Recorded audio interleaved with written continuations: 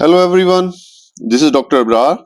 In this video, I will explain how to calculate the worked hour in Excel using time in and time out.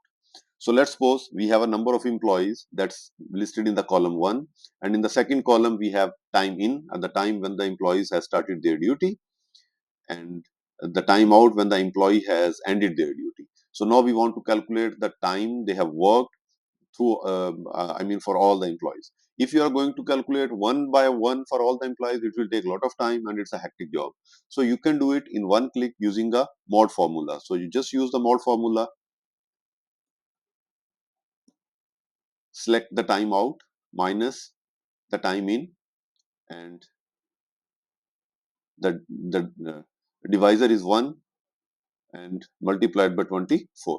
So you got the work hour for the first employee. Simply if you will just drag this to down, you will get the time for all the employees worked today. So that's all. Thank you for watching. Like and subscribe to the channel for more informative videos.